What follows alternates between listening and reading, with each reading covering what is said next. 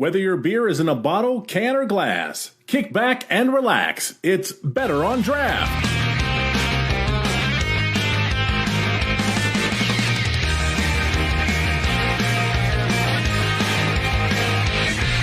Welcome, everybody. This is episode 307 of the Better on Draft podcast. My name is Ken. Thank you so much for joining us.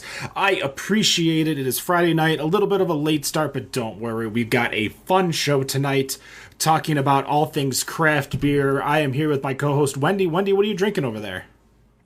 Well, you know, it's that time of year, so I have a Mad Elf Grand Cru this week.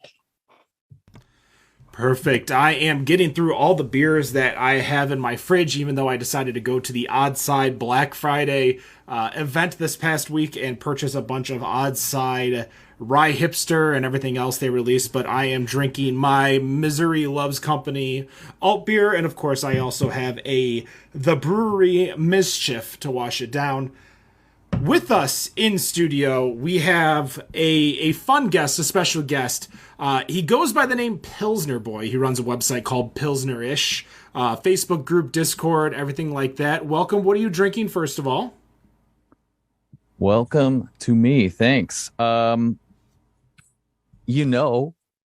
ever heard of this? Greg Notion Brewing? It's really cool. It's the best beer on the planet. It's ledge beer. Why not? What is a ledge beer? Ledge beer is a Pilsner, literally on the back. It's nondescript. It just says Pilsner. I don't know. It's like a German style Pils, but it's really freaking good. It kind of leans more Hellas. Is it a Hellas? I don't know, but it's really good. If only there was a website for you to find out all of this information on what kind of beer it is. For a second, I thought you were saying it was a ledge beer, like a porch beer or a roadie, something, that has like a neat little phrase. But you run a website and Facebook group called Pilsnerish. Why don't you tell us a little bit about what the website does, what it promotes, what it shows, especially for someone who maybe has never gone to it before? The website is useless. It sells enamel pins with memes. That's about it. Okay. The other it's named after the Instagram account where all the fun happens. This wasn't originally named Pilsnerish, and we can get into that. But Pilsnerish was the phoenix reborn from the ashes to supply consistent, high quality craft beer brain damage to everybody who enjoys the industry, but also knows that we need to make fun of it whenever possible. So that's pretty much it. It's I wouldn't call it a meme account. There's plenty of beer meme accounts. I don't really do memes. I just curate the dumbest takes I can find on Untapped, Google Maps, Yelp, comment sections, pretty much anything out there where somebody's having a hot take or a meltdown or something entertaining, and we just we put it on the page. That's about it. Now, do people show off maybe things that they've seen and send it to you your way, or is this everything cultivated is by you? At this point, I don't find all that much myself. Originally, when I started the account a while back, I guess it's like 2 years now, three years now. When I started originally, I was finding everything and putting it out there, and I don't think honestly people had a clue what the account was, because I got blocked by so many people. It was insane. I got blocked by The Veil. I got blocked by like all these beer influencer people, because I would come and make dumb comments and they thought I was trolling, which I was, but I wasn't. I think they thought I was serious. So I got blocked by so many people, and then eventually it started catching on a little bit when I posted a bunch of bad reviews, and then people went, "Oh man, I saw this bad review. Check it out." And then, as things grew, I had to curate less and less, which was nice, because you wouldn't believe how long it takes to find some bad reviews sometimes, especially depending on the brewery. Oh my God. Like, go on Side Project and try to not find a 5-star. It's like a joke. Now, there's no sort feature. That's the big issue. That is true. We have tried to have a little bit of fun with some of the breweries that we've interviewed, in which we've given like bad reviews and asked them to name the beer the bad review was named for. But trying to source all of those reviews was definitely a pain. Yeah, it probably took you twice as long as you thought. Even more so, especially when we're looking for bigger name breweries, like if we had Boulevard on or something like that. Oh my God, yeah, Tank 7, good luck. For sure.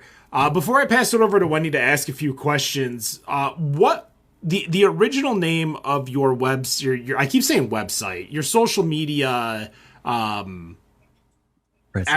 presence, yeah, was Untapped WTF, but you changed it earlier this year, I believe, to Pilsnerish. What was the reason behind the change? Getting fucking nuked by Untapped. That was the reason. So early days, I was in the shower like, oh my God, this is such a good idea. Like, why hasn't anybody done this? So I just did it. That was pretty much that's as much thought as went into it. I asked a couple friends of mine, I was like, yo, what if I started an account and I put all the shitty reviews and blah, blah, blah, and started an account? And they're like, I don't know. I'm like, no, I was convinced. I'm like, I have to do this. So I started it without my bros backing. But yeah, it was very slow, like I said. But yeah, it was like Untapped, but WTF. Like, what the hell are these people saying? Because there's an endless sea of it. I wouldn't even have an account at all if it wasn't so ubiquitous, right? So that's it. That's what it used to be called. There wasn't much thought into it. It was a quite literally a whim, right? But as time went on, and especially as things blew up, because it was like meteoric, pretty much. It went from almost a year having like 800-900 followers at the end to end of year 2 having 38,000 people. So it just went like, and so I think it just got out of control. And yeah, the reason I changed the account is because they got me nuked. I thought naively, I'm like, someone will just reach out and tell me to stop, or they'll be like, hey, you need to change your name, or like, hey, this isn't cool, or what, whatever. I figured some legalese person would come and contact me, but somebody on the inside just reported the account. And when you report an account for IP infringement, you have to write a whole description of like what's going on and supply evidence. And so somebody did that, and whoever on Instagram just nuked it. So I didn't even have a chance for appeal, like nothing. It was just like locked out, done, gone. I'm like, shit. I should have listened to my gut and say like, all right, this is definitely a problem, because if I'm being honest, there's an IP problem. Their name was literally in the account name.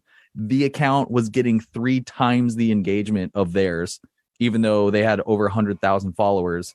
Shit was going crazy. It would be like 2,000-3,000 likes per post, 100+ comments. Like some stuff was just like 2,000 shares. I was like, it was kind of freaking me out, because I thought, I'm like, I'm gonna get in trouble. But I just coasted way too long with it. So yeah, we got owned. We got smacked. I waited a few months, and tried to create just an account called Craft Beer WTF, which was available somehow.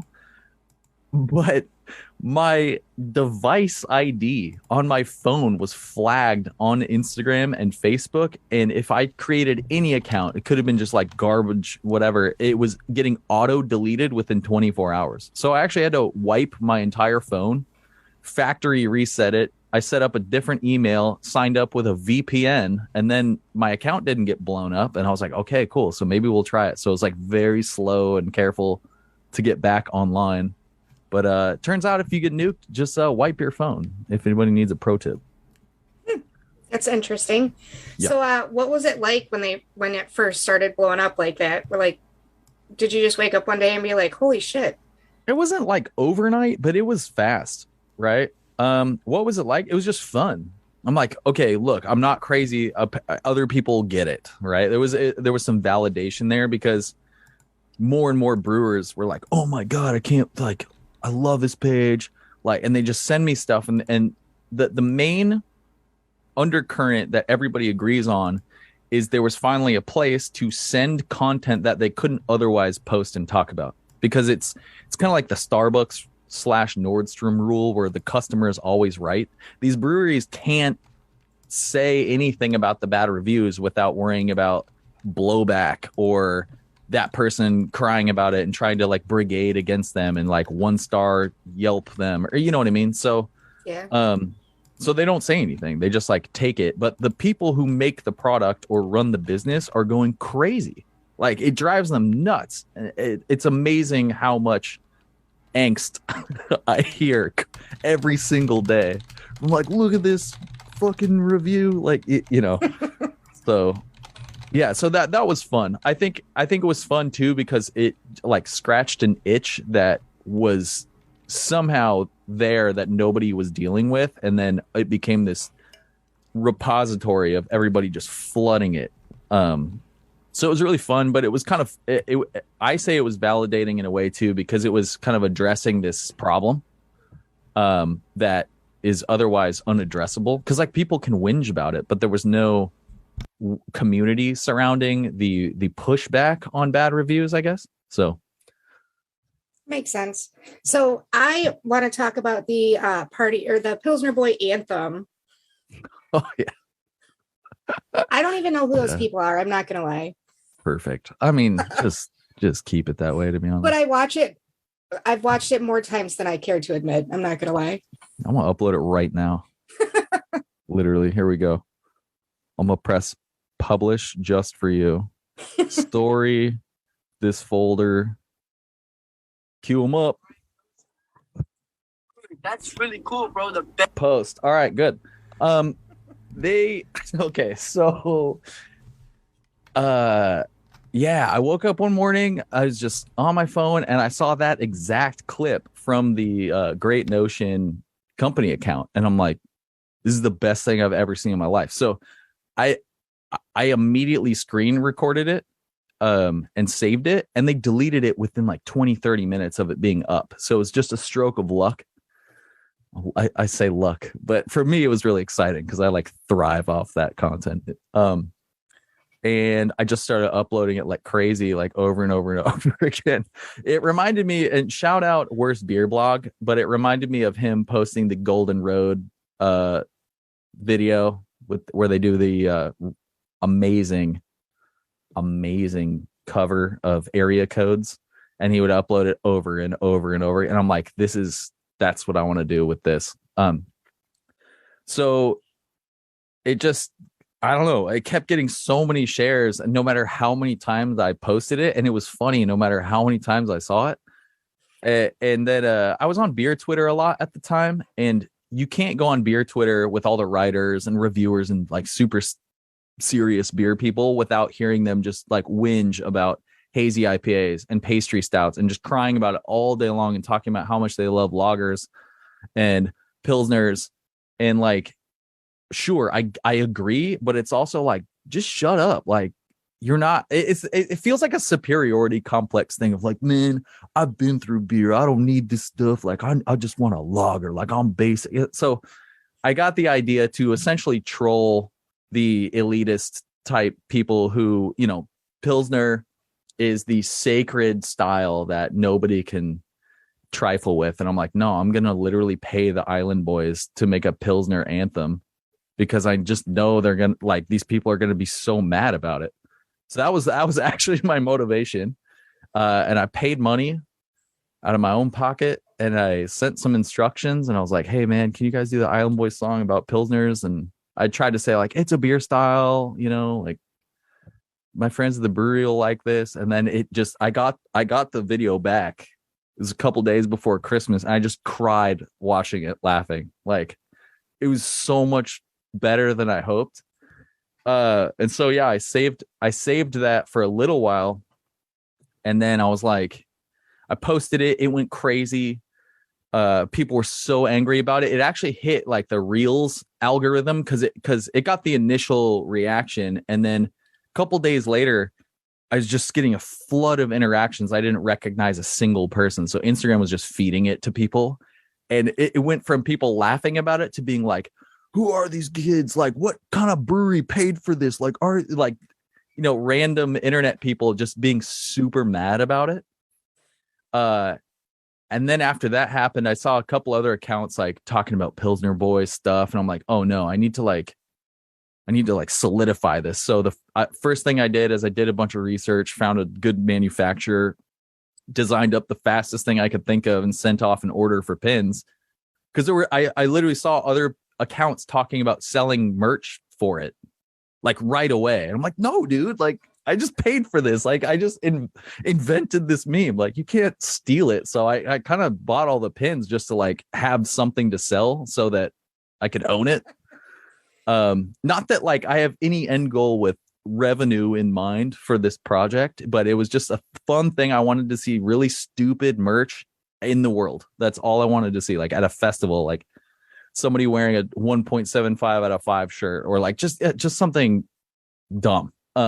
So the pins kind of fulfilled that. And then when I got them, I was like, okay, I don't even know. I don't know if I just wasted a bunch of money or not. So I just like threw them up for sale on a Tuesday morning with no announcement, and they just like blew through. And I was like, oh, whoops. Well, did another run, sold through all those, and they're mostly like people who work at breweries and stuff buying them. So it's fun. I mean, they're sold out again. So they are sold out. Pilsner Girl is not sold out. I think, did notice that 20 or 30 of them, maybe, but boys are gone. The metal ones went really quick. I didn't make that many of them, but I don't know. I don't even know what I'm doing. So, well, before we continue, I did see Nick hopped on. Nick, what are you drinking over there? After I was able to get my kid down for bed, I cracked open. I'm a little behind the game with the rest of the show. The Root Killer Helles from the brewery is what I just cracked open. The beer rules. It is pretty good, and I'm really starting to get more into the Helles style over the last probably 6 to 12 months. I think every Helles that I've had on this show has been pretty. It's the Costco Advent pack. Oh yeah, that's good. There's a lot of them in there. There's a lot in there. Yeah, there's a lot in there, but I just seem to be getting more and more into that style lately. Well, the inevitable. Let's learn a little bit more about you and your style preferences when it comes to craft beer and beer in general. What do you typically go for when you go out to a brewery or a bar? Yeah. This is a funny one because I think people are convinced that I hate everything. And the irony is that I hate nothing. So I don't know. I'm drinking a ledge beer, the Pilsner from Great Notion right now. But that's because I'm going out after this. And I honestly, like an ideal night for me. Like if I'm doing a bottle share, I want to drink like some double dry hopped hazy double IPA from Monkish or like Troon or something. Then I want to slam this Pilsner, and then I want like some muck smoothie shit from 8th State, and then I want Cantillon into like Celebration. I literally don't care. I think the reason that why I started this account is because I feel like every style has exemplary beers, right? Even the new stuff, even like all these ice cream dispensed smoothies, like those can be terrible or extremely good, right? The whole point is that every style can be exemplary or horrible. And so it's like I can drink any style and recognize whether or not it's good. Personally, I don't have a tight enough I don't have bias against any style, really. I think the only things that really annoy me are like, which aren't even produced anymore, like copper ales or just like bad red ales, like stuff that no one makes. Or if you go to the brewery that's generally named after the town it's in, those breweries suck the most half the time. You'll go get a flight of like X town brewery, and it's gonna like 4 out of 5 are going to be some bullshit. So it's like, I don't know. But yeah, honestly, I don't care, man. I drink a lot of hazy IPAs. I have a ton of Freem Pills on hand at all times. I got a bunch of barrel aged Imperial stouts. Like I don't care. Well, you mentioned the milkshake beers, and there is a running gag on your social media about ITUs. What is an ITU, and why do people keep fingering their beer? An ITU is it's a great measurement of beer quality. It's the International Thickness Units, kind of like, International Bitterness Units. But you dip your pinky in there. Like, this beer is going to be a 0, right? You get it in there, you pull it out. How's the finger discoloration? How's the pulp retention? 0 on this one. But for a smoothie or an imperial stout, you get a nice coating in there. It's mega thick. The Instagram boys are going to go crazy, like, straight up. Yeah. All right, throwing it over to Nick. I don't even know where to go with this because I know I joined the party late, but we'll call you out if you ask a question. He's answered. Yeah. It's probably an easy one. Where did you get the name Pilsnerish? Is that what been asked? No. All right, let's start with that. Where did you get the name Pilsnerish from? Where did it originate from? Yeah, I was telling you guys after I got nuked that if I tried to create a new account, it was getting auto banned by Instagram because of my device ID. So after I wiped my phone, basically one of the first ones I had was Pilsnerish. I don't know where it came up from. It just felt good to me, but the idea was like Pilsner, classic, legendary style, but just throwing ish on it felt kind of wrong. And I'm like, yeah, that's good. That's a good vibe. Like, everything about the entire page is ish. Nothing is coherent. So I'm going through your Instagram account, and I see a lot of Untapped reviews. I see a lot of Facebook reviews. I see pictures of beer, pretty, for beer lovers, regardless of the social media platform, pretty standard. But I see you capture a lot of like quarter-star reviews from Untapped, and are these like the ones that are like what the hell are you writing kind of thing, and you're just trying to like poke fun at those kinds of reviews? Is because we make fun of those kind of, maybe not directly, but we do poke fun at those kinds of folks that do reviews and they don't really seem to make sense. So yeah, well, I mean, the page was born out of Untapped WTF dying, and I mean it's kind of the same thing, but the silver lining is that actually by not having the name Untapped WTF, because I used to think about this all the time. I'm like, people expect that, so I can't go way too off base and just post weird shit.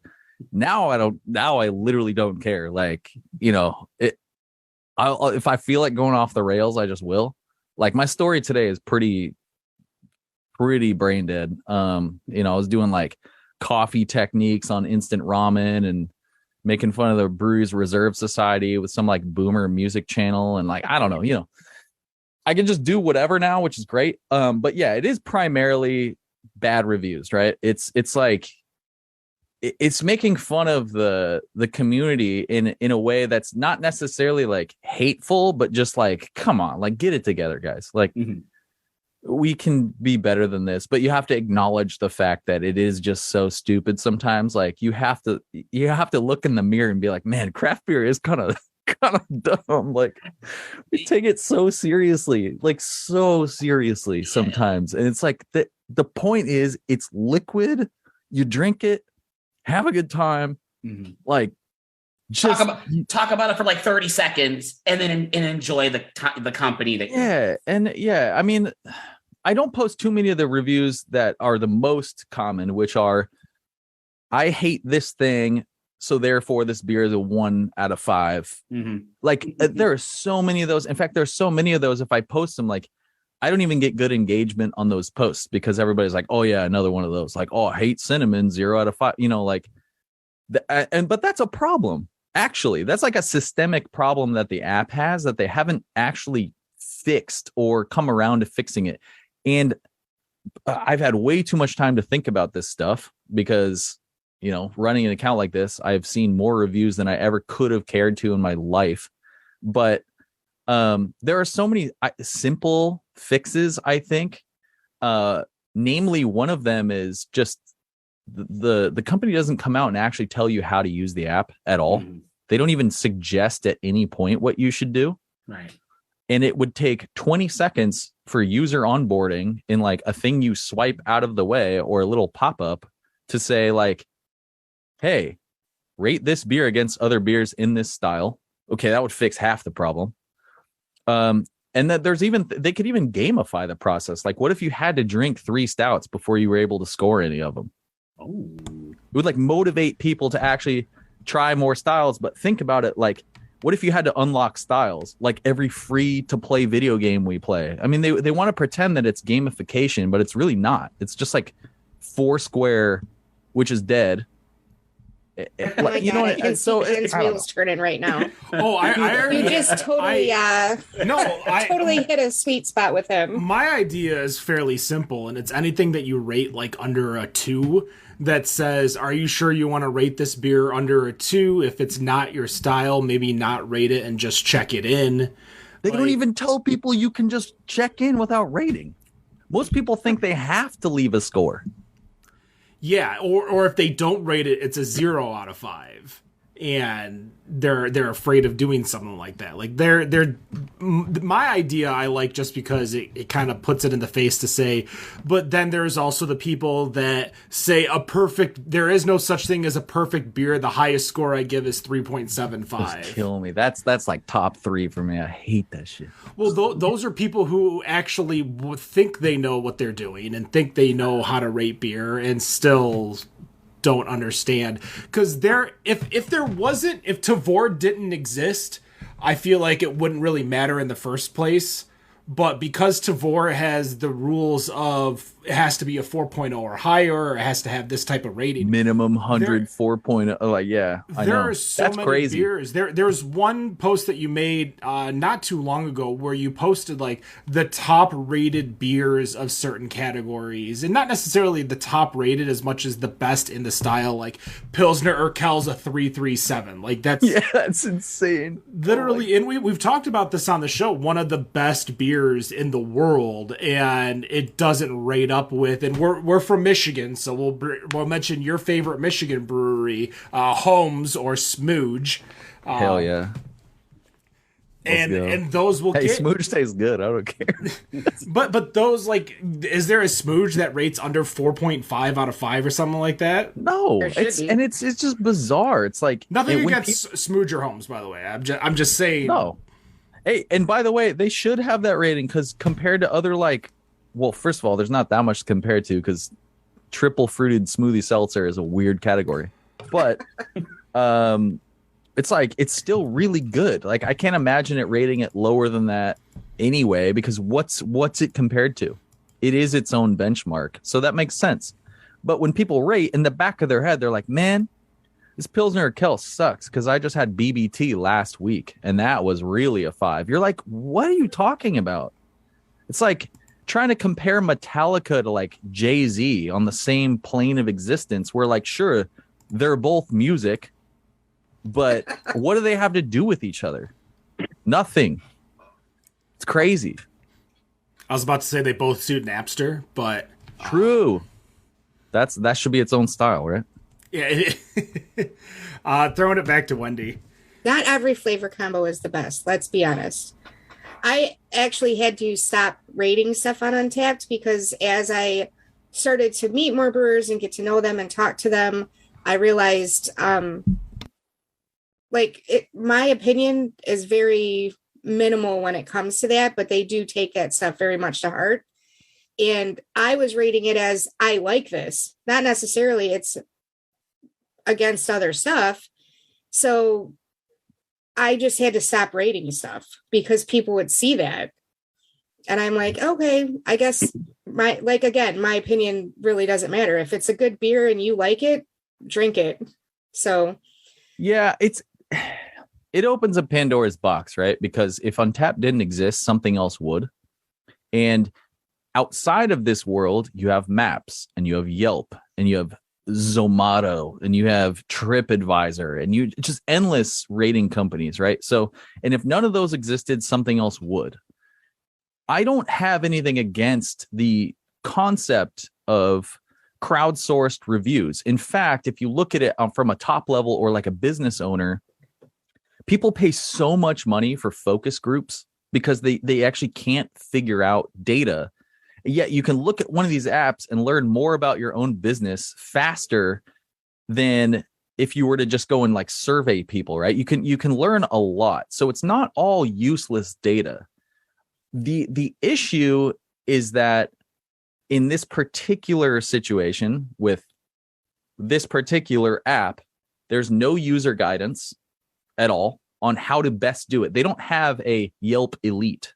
They don't have a Google local guide. They don't have any reward system. They don't have any suggestion on what to do. So that's a huge cultural problem within this.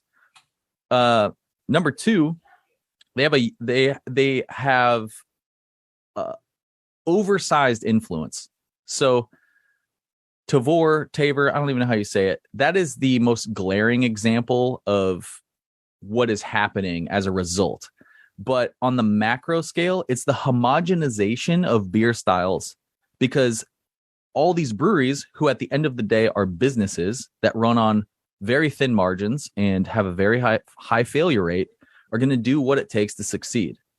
Succeeding in this case means making beers that people want to drink. So automatically they just go to anything that scores the highest, change almost everything that's on tap. There's breweries that shouldn't be making hazy double IPAs that are doing it because they think they have to. So there's a huge macro issue with it, that beers or breweries don't even feel comfortable making styles that they will probably excel at because they don't think there's going to be demand for it, or people come in and then trash things that aren't hype. And so there's an issue there that needs to be dealt with actually from the top down. So no matter what we do in this conversation or the conversation at large, unless something changes fundamentally, I'm just going to have unlimited content to post. It's been 3 years and nothing's changed, right? The only thing they did is actually try and silence it. I mean, I'm not even kidding. Like, they, rather than ever talk to me or reach out even one time, they just got the account shut down. That's the official policy. So it's like I don't know. I think that's the frustrating part, because, like, again, I don't disagree with the premise of ratings or even the app at all. And I think there's useful data there. It's just being used in a malicious way more often than it should be. And it's kind of like malicious due to apathy. Like, how many updates has this app seen? We can't sort by scores. We can't do very much with this stuff. I mean, oh my God, don't even get me started, because I work in marketing, right? And it's not like, if they wanted to make more money, they have all your data. Why can't they offer you to sign up for updates from that exact brewery that you love based on your data and opt in? You know how many breweries would pay $1 per user who are automatically put into their newsletter list? A lot. Then, wait, automatically segmented. We know this person loves stouts because they rate them all really high. Do you want to put them in a stout list in your email and let them know about new stouts coming up? Yes.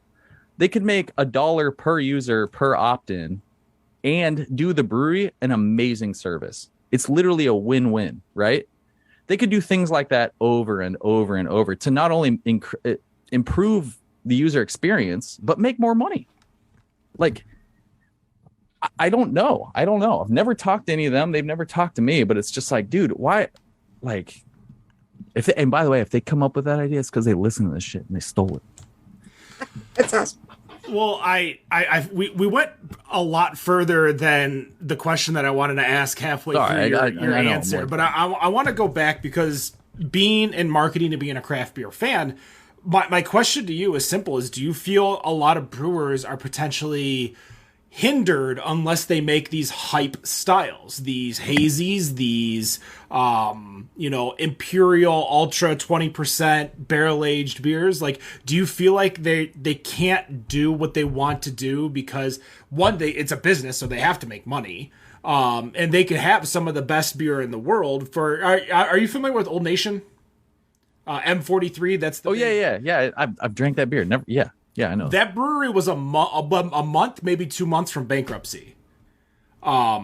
And they created M43, and then it got so much. They were making it so much that the head brewer, who's a phenomenal brewer, and I'll make sure I get you some of his not M43 stuff cool. out your way, because he makes like amazing, like his alt beer, his lager.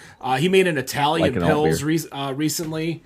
So he makes, my God, that was so good. He makes such amazing beer, but because he wasn't making hypey beer, nobody really cared too much until he made M43. And then it got to the point where, as I was trying to say, he could not do anything else because all the tanks needed to be M43 or some other type of not barrel age, New England hazy. To the point, so he had to contract it out. So, you know, he is a victim of his own success, but now he's done so well with that, he's able to start sneaking in all these other beers that he was making. But back to my question, do you feel these breweries have to do it to survive? Or get ridiculed on Yelp for not having a hazy?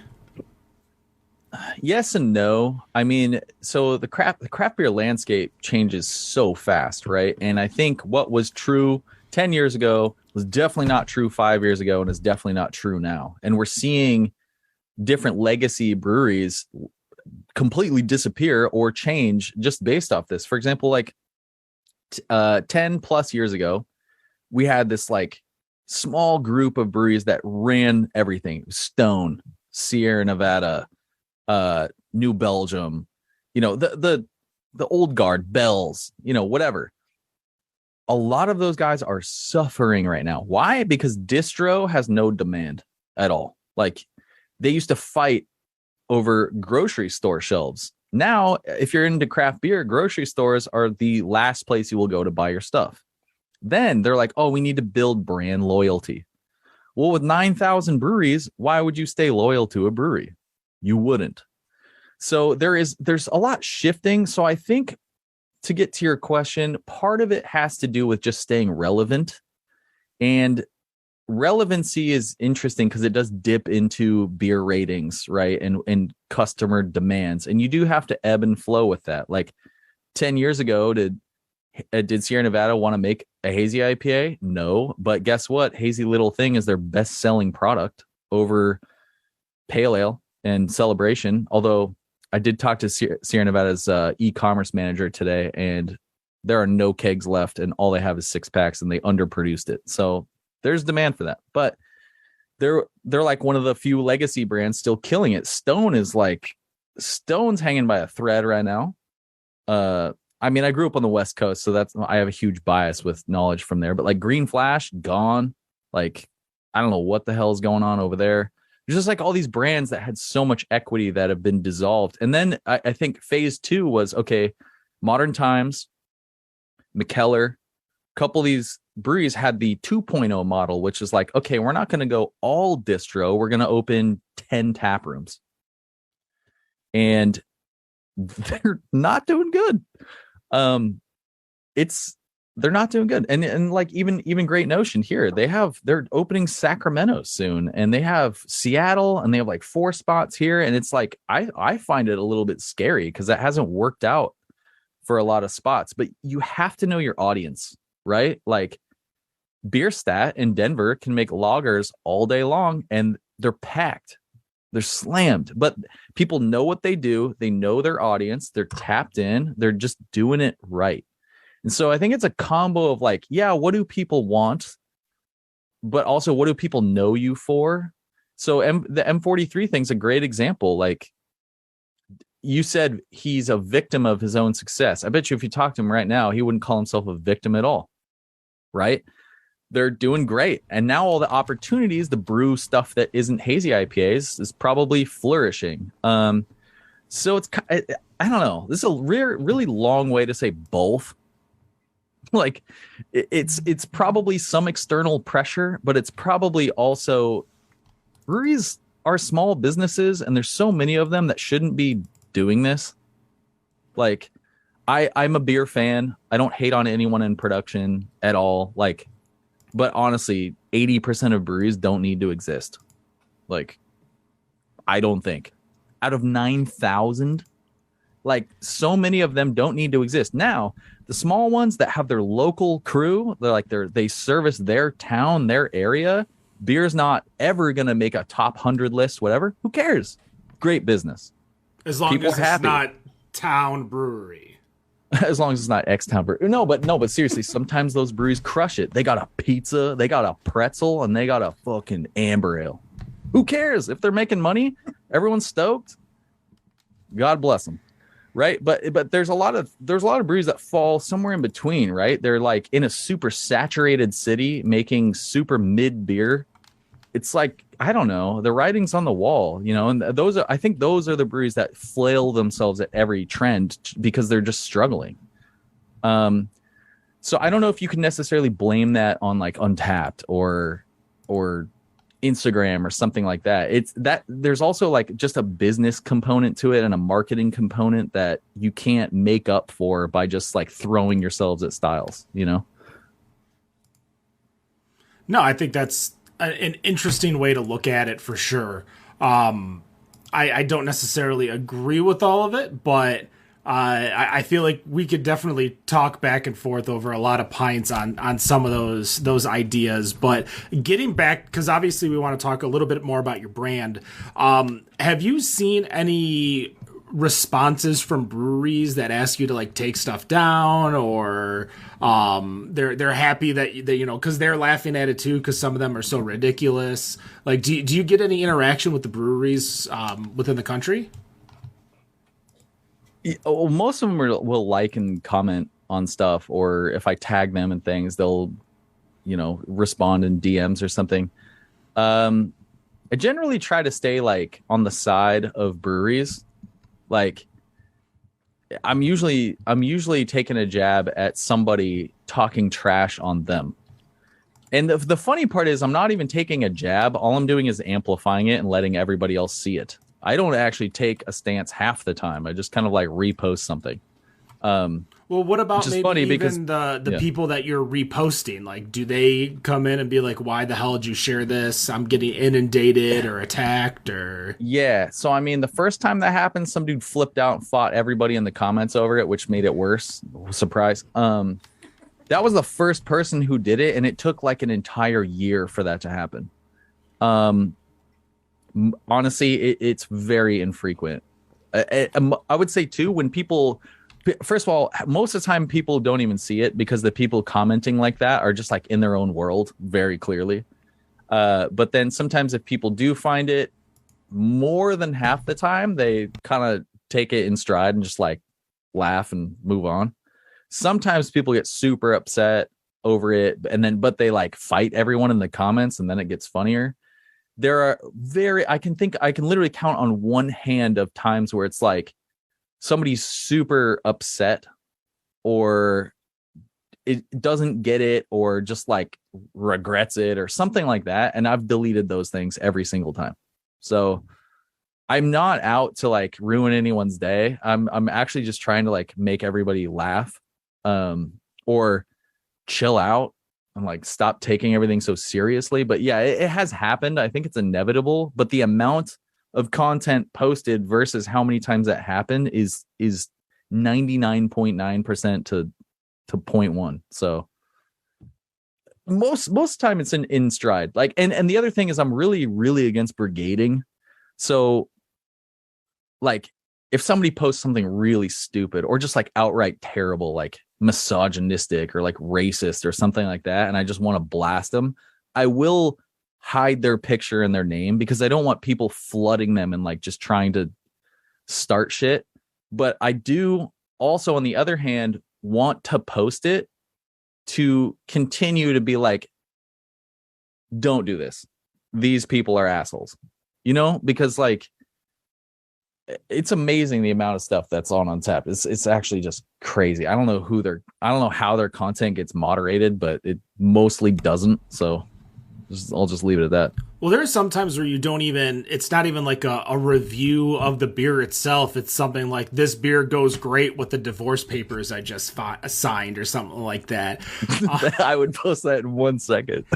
I've seen it before. That's how I've definitely. Are there? Well, I feel like I've seen it on your page, but have you seen like what are some of the more fun things that you've seen that aren't necessarily a bad review or a stupid review or something that aren't not racist and dumb, just like Yeah, no, that. So what you're talking about is my favorite type of content, and it's more absurdist. Like, I remember this one guy who every single review, he thanked his friend Craig and talked about Craig. So I posted a 10-pick carousel of just stuff about Craig, and I ordered it in a way where it like just, I don't know, it was like coherent, and then it got less coherent with like spelling mistakes, and the last review was like, no more Craig picks. And I don't know, like, I just love that shit. Like, everybody in the comments, like, what happened to Craig? Like, stuff like that gets me going. I love spelling errors. They're not, it's very like third grade of me, but I just like love spelling mistakes. I love super weird stuff, like where people are like, man, I don't like this beer, but then I made it into a syrup reduction. I poured it all over this pie, 5 stars. You're like, what are you doing? Like, all that, I love it. So yeah, I mean, if there was all fun, dumb content, I would post it. Or the other guy, this kid who's clearly in college, just trolling. Every post on his entire page is about his ex-wife. He was never married, but he has a whole account dedicated to talking shit on his imaginary ex-wife. Like, that's. Wait, how do you know he was never married? Is this like, did you do like a deep dive research on this kid? No, I don't actually know, but I mean, chances are, I just the gut check says fake. I usually don't post fake stuff, but if it's like very dedicated, I gotta respect it. I mean, sometimes as long as it's funny, that's what matters. This other guy who checked in Coors 5,000 times, and he calls every time he checks in, he's like, a well-deserved craft. Perfect. Like that's just quality. What's your go-to domestic? Honestly, yes, I don't want you to lie to me. I don't even have one because I can just buy Freem pills at a gas station. I don't even know what Freem pills is. Freem pills. Freem Family Brewers, PFRIEM.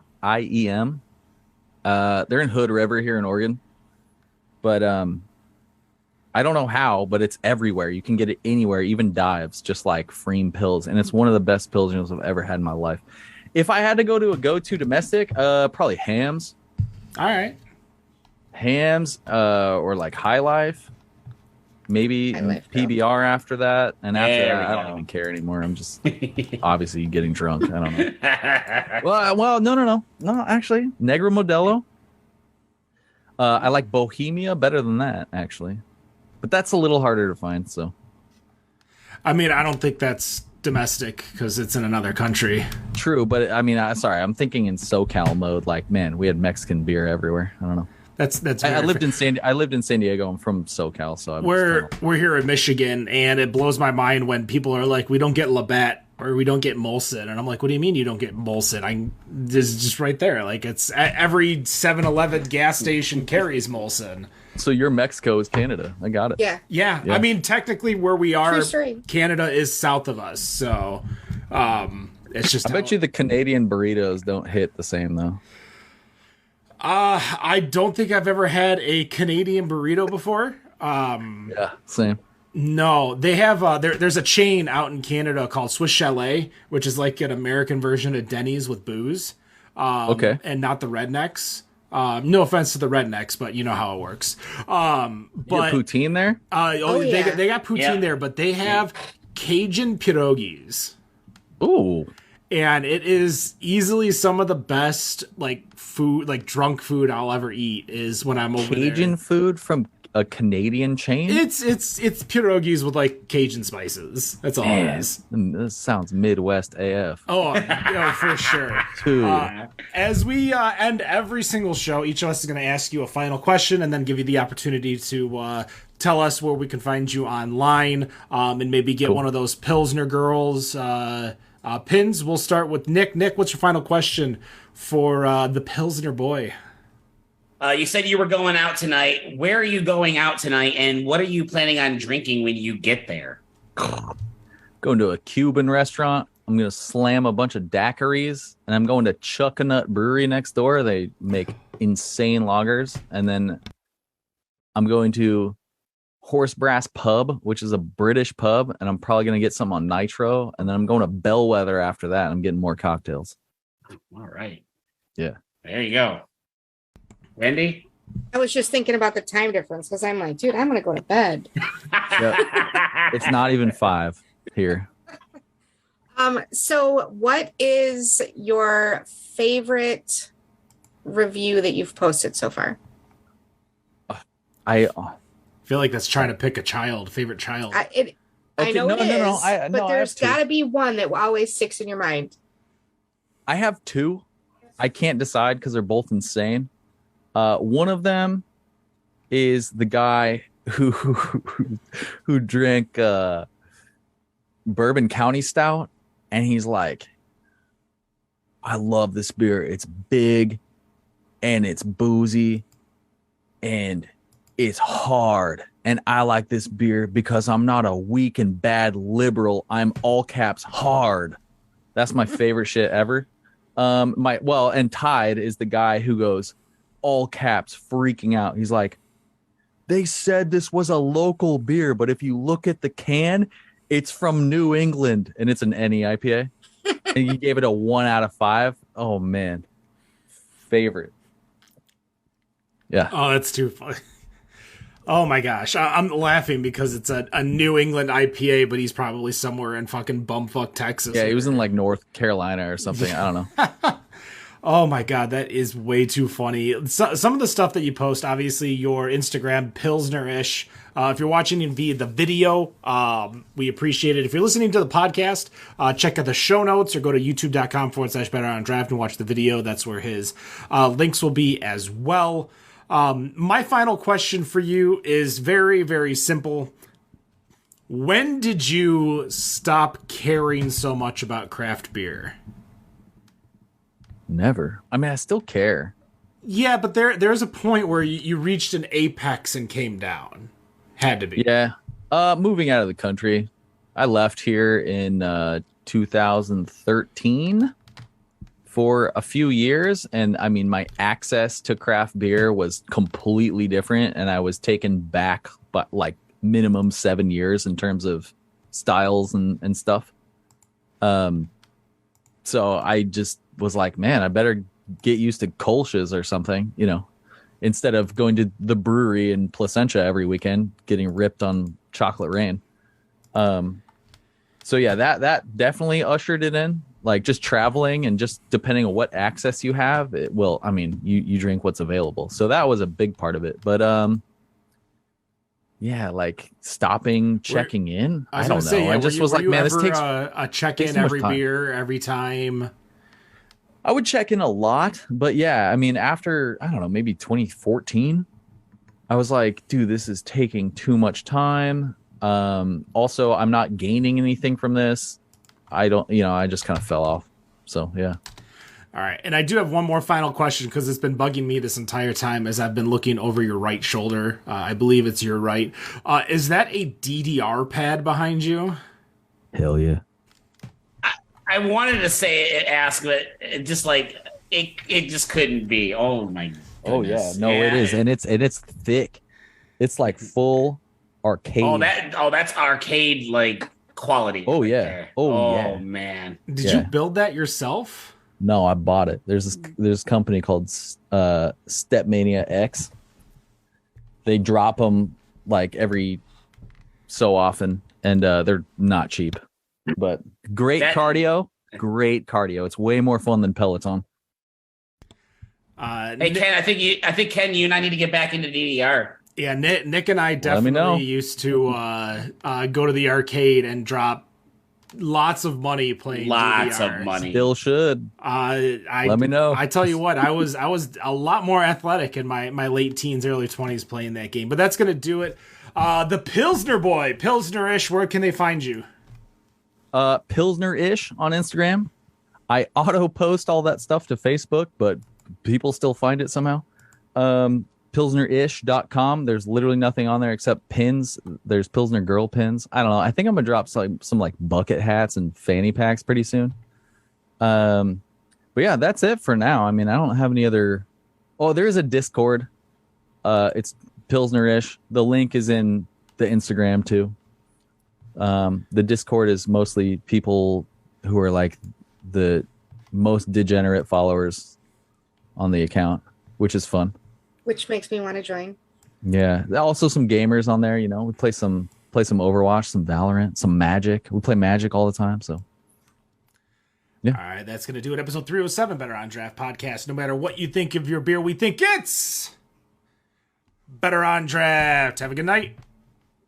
Peace.